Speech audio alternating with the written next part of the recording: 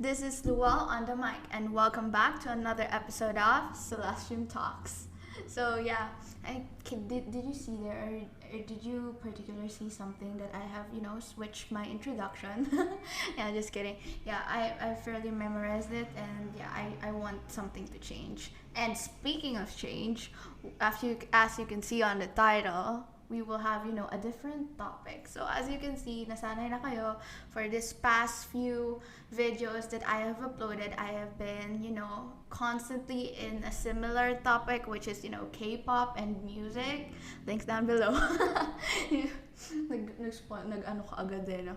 But yeah, anyway, as you can see, it's like a different approach or a different topic, a fresh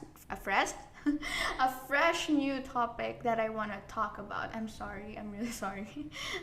I have been on a roller coaster ride since in the morning, so forgive me, and forgive me also for the background noises that you will hear on the background, because as you all know, I'm in the national road and I cannot control the transportation, going in there. So yeah. So let's get started. So why did I even upload this? Honestly, hindi ko din alam. Anyway, I'm fairly pressured at the same time, very excited because I am able to express or talk about one of my favorite subjects. I'm not kidding. One of my favorite subjects currently in grade 12. I'm currently in grade 12, if you haven't noticed. And yeah, we're talking about media information and literacy. And this is one of the tasks that was assigned to us. And I want to, make it a little bit fresh in terms of, presenting my ideas. And of course, I just don't want me myself to be the one who will take advantage of this video, but also I want you to share this with other people, so we could spread good and factual news, right? Since this is the 21st century, I think there's a lot of different medias that we could consume every day, so we could consume that would give us benefit in in living. Because as we all know, we are consuming every day different types of media and different informations. And this would help you in, assessing what is right and what is fake, or what is correct or factual, and what are the ones who is fake.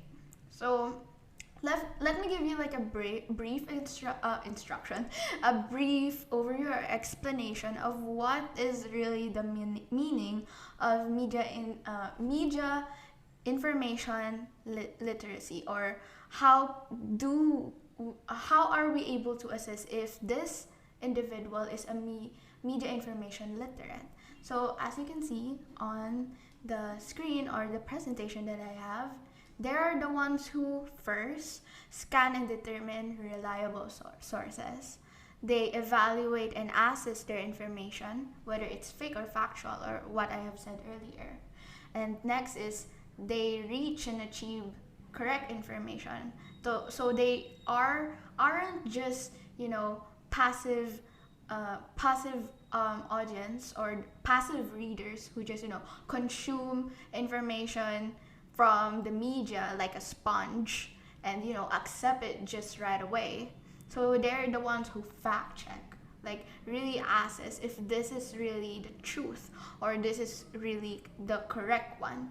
And next is just they communicate and share information to others with reliable evidences. So when we are a media information literate person, we just don't want to store the information for ourselves. They're the ones who share these facts to other people, so that we can empower others to be to also get the factual information that we have received. And I think that's one of the best things that you can do for the society. Next is they hone their skills and they never settle for less. So what I really mean in there, or what I really want you to get, is that they don't settle for less, and their skills in, fact checking, or really assessing the media that they consume, or the information that they consume, is really, they aren't static. And they discover new skills and new techniques, so that they could access factual information. Because let's be honest, in these times, in the 21st century, where technology is really that advanced, like really advanced now, compared to the past generations, and since media now is much more accessible, much no media is more accessible to different types of people. It's really hard to really really see which is which, like which is really the truth, because there is a lot of perspectives and a lot of evidence is shown, and it's fairly confusing to us if we don't really deep dive into what's really going on in a particular topic or issue. So yes, but on the other hand, some might say, like, is it really a necessity to become an MIL, or a media information literate person nowadays? Because I could go by, but by just reading and scrolling through social media, and maybe not affected, maybe be a you sometimes honestly, it's much easier to be a passive audience, or a passive reader of information, where you just accept the things that you see on media nowadays. It's really easy for to fall into that. But the reason why the nowadays we encourage, or the school encourages us students, not just students, but the people, to become media information literate, is because there are, like I've said earlier, it's really hard to assess what is really the truth. And one of the advantages of being an MIL is, number one, is being informed and quite knowledgeable on a particular aspect or issue, have lower chance or risk of being manipulated by false information, because a lot of people now are influenced by, there's different types of false information, and you could easily fall for them, because it's quite hard to decipher the truth. And being an MIL avoids you that, avoids you through that situation, and passing it to others, because you might be influenced by this false information, and then share the wrong information to others, and it would just go on and on, like a domino effect to the society. So yeah, I think fairly this one advantage that you might consider, so that you take this seriously. Next advantage, which is what I want to talk about, is we could practice our fundamental rights. So it creates more power, more democratic power to the netizens, or us in the society, to really exercise our human rights, which is in based on the Article 19 of the Universal Declaration of Human Rights. It stated there that everyone has the right to freedom of opinion and expression. Being an MIL person lets you have the knowledge and the power to share factual information. And like I have said earlier, being able to share that is one of the best things that you can do for your society. So yeah, I think that you should I think that you should start to consider now that how serious this is, and how beneficial it is for this modern times. So yes. Now let's move on to the next question that you might be, wondering, or asking inside your head. Like, since there are different false information or types of false information, how are we able to distinguish those, right? So honestly, there's different types of false information, and there's differences between it. There's specifically three types, which is misinformation, disinformation, and malinformation. So what are the difference between those three? So as you can see on my presentation, there are like 2 to 3 words that explain this tree, but I will, give further examples so that you could really know how realistic this types of false information in real, so that you could decipher, and maybe you could get some ideas now that it's really it's pretty common to get false information. So the first one is misinformation. This, as it said, it is an unintentional mistake.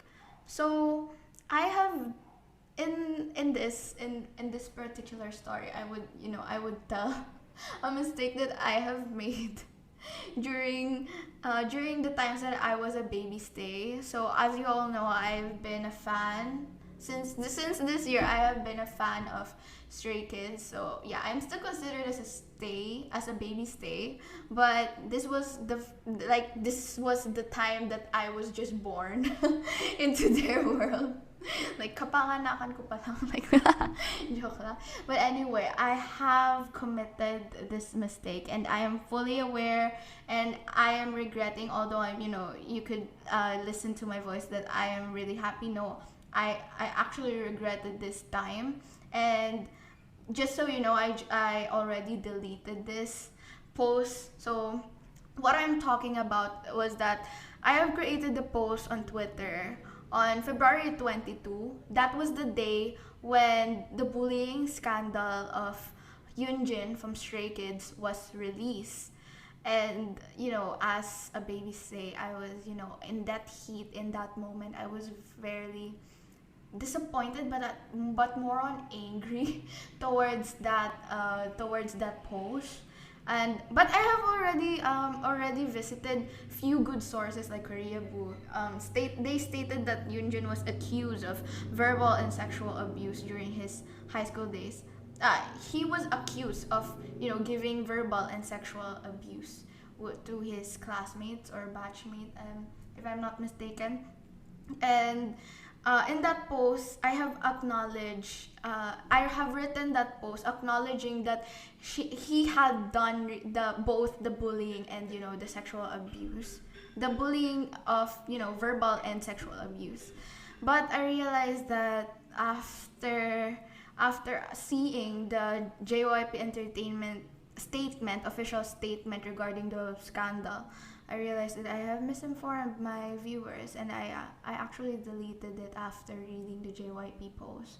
And I am fairly regretting it, because it's really not that good to influence others, because I have said and type really really deep, no, not deep, but high triggering high triggering words that it's just, I'm in that moment where I was disappointed because of the hurtful things that they have said to Yoonjin. But since I was a baby stay, then I was fairly un I was not I was not in myself that moment. I don't know what got into me, and I'm fairly regretting it until now. I'm still embarrassed and disappointed at myself during that time, and I wouldn't do it again. Like, just so you know, the main lesson of the story is don't copy me. Don't post anything on social media when you are angry, like that. That's all. Next is disinformation. So as you can see from the explanation, it is a fabricated or manipulated content. So similarly, or continuing the scenario, or about the Yoonjin scandal from Stray Kids, This time, after after the Twitter post was posted by the victims, this time there were a lot more victims popping out of the internet, saying and stating that they have really saw or seen Yoonjin being like that in their school, and created fake posts that clearly has not been verified, but anti-fans were making it like a hot trending issue that time, which created much more.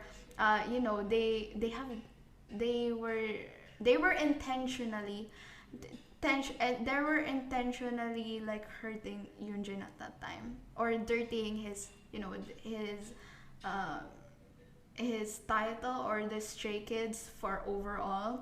And yeah, it's really not that good. So the disinformation there is how a lot of posts from the anti-fans, the ones that they have created. So that's the disinformation. So next and last is the malinformation. This is the factual information, but has the intention of being harmful to a specific organization or a specific person, or just being harmful to because they have a target.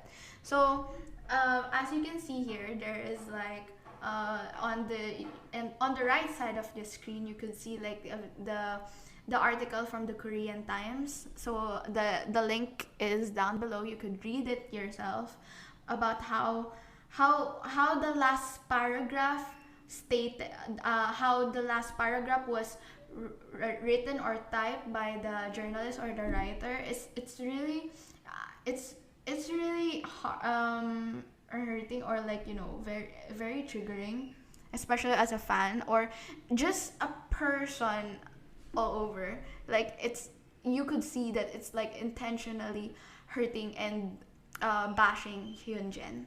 So although they have cited the facts, so that's an example of malinformation. So there are different types or categories of fake news, and there are in the module that we have in our subject in MIL, we have discussed 7 different types of fake news, and we were asked to rank all of them. So I will be showing you my rank, and then giving like some brief thoughts about it. So first on my ranking, so the first one is, or the highest one that is here, as you can see on the presentation. The first one is fabricated content. So what is fabricated content? This is complete false information. So these are the articles or the content that people make, so with 100% false information. So the article is just example. An article is just basically a hate, writings about a specific person. That's an example of fabricated content. A hate on a person by, for example, giving different scenarios or like evidences that is not true, or like just based on their opinions, which are not verified and are not factual. So that is an example of fabricated content. Next on my list is the second one is misleading content. Although I consider it like false content information and misleading. Fabricated content and misleading content are fairly much similar to the ranking. If I might add, like if I make my own rules, I would make it like first and second as both ones. No, the first being the first misleading, and the fabricated one, both of them should be first. But yeah, this misleading content means just framing. Like for example, images that are pictured in a specific angle to have a different context. So yeah, that's an example of misleading content. Next on my ranking, the third one is false context. So false contexts are the ones that most students fall onto. An example of this is like yung mga posts na walang pasok. But then if you look at the, the writings, it was posted last year. So yeah, so that's an example of false context, and I have fallen for it quite for a quite for for some of the posts shared from GCs. Yun, doon ako doon ako nakukuha. Like, yeah, it's really harmful. Don't do that, guys, huh? Next is fourth on my ranking is manipulated content, or these are the edited pictures slash text to deceive people. Like, for example, a very good example of this is like a post, like a quotation for a prominent person, and saying this statement which he or she didn't really stated, but since there are a lot of templates that people could use, they could manipulate other people in saying that this was stated. So the key here to not fall for any manipulated content is really look for other sources if this is right, because falling this might you could make it could make you angry at sometimes, because that's the point. That's why they create this, so they could cause issue or hot topics to rise up. So next is clickbait. So I think we fairly all know, if you watch YouTube, especially from the titles of YouTube videos, we could fairly see a lot of clickbait videos, and I think it's really not that harmful, because it's like they're one of a strategy, but at the same time it's really quite harmful. But nonetheless, it's like below the spectrum of really that harmful compared to the ones up above my rankings. So next, the sixth one is the imposter content. So the reason why I have placed this as sixth, because there are fairly good imposter content ones, especially the ones who educate people. For example, in Facebook, we have actually created this during our junior high school. We were tasked to tasked to create like an account, and it talks about like a prominent person during like some time of in history, and we would post about his content and how he have shaped the society. So that's a fairly good imposter content, but at the same time there are imposter content that have agendas that is really not good. So it's just based on the agenda, but compared to the other fake information, it's fairly not that harmful. And the last or the lowest of lows, or maybe the safest, or I don't know, the satire or parody. So satire or parody is content that is usually put by comedians to criticize, expose something, some issue, someone, so that they could make other people laugh. So it just depends on how would people take it. So that's why I consider it the lowest of lows in my rankings. So next thing that I want to share is like one of the capabilities that I want you to know as an MIL, that has really happened in real life situations. And this is one of the important factors that MIL, or media literate individuals, do and are currently, and which is these individuals have the understanding of other perspectives and culture. As we all know, and as our USCP, or Understanding Culture, Politics, and Society, have said, which is all about sociology, and it talks about how the society has different cultures, and have different beliefs, and since we live in different types of societies.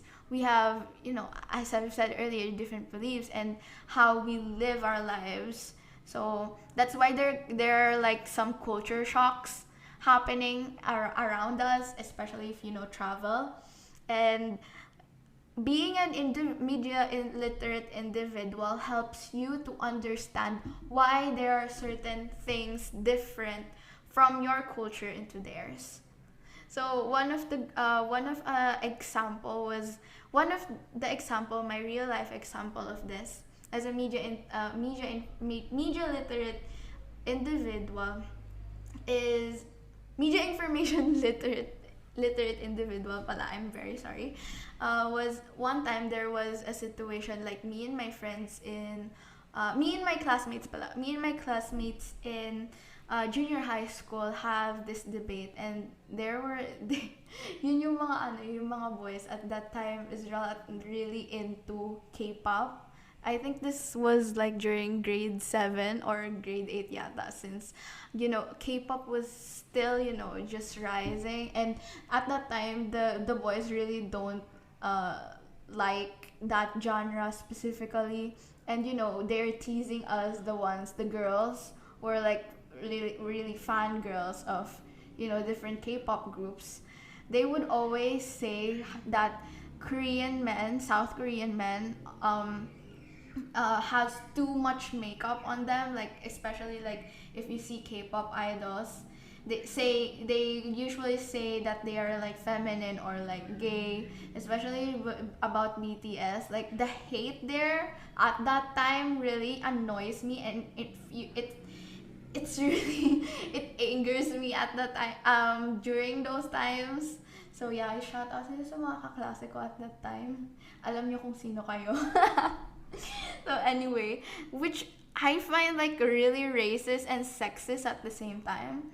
So because I have been long studying the culture of South Korea, because I have been influenced by a lot of K-dramas and K-pop. I believe that it's one of the things that our society should accept more.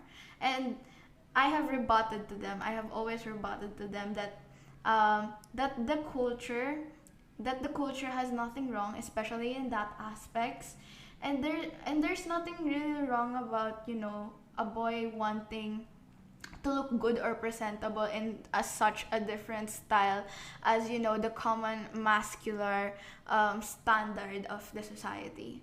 And I believe that being a media information literate helps you to understand and respect other cultures, and that is one of the really important aspects, lalo na in today's society, because we are a global we're in a global aspect right now, where we could communicate with other people throughout the globe because of social media, and having to understand their culture makes it easier to become connected and closer to each other. So yeah, last but not the least is my final thoughts about media information literacy. So the last question that my teacher want me to answer is, which aspect of media information and literate individual is most impactful? And for me, I would say it is in being able to assess who and what is true, especially just like I have said earlier, in this world or in this era where information is almost everywhere. Like you could see different information and hear information almost everywhere, and different media are right in front of you, right in front of you. Being able to assess which ones will you believe in is actually an advantage for you, not just for yourself, but to other people who you care about and the society as a whole. So I hope that you have understand this video.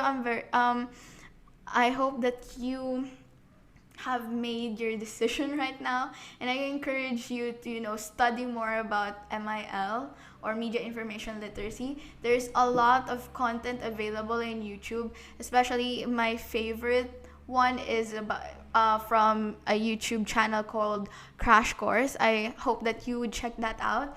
It is really fun, at the same time really informative about how media affects people in our lives. So yeah, if you have time to check it out, free to check that out in YouTube. I would maybe put the links down below.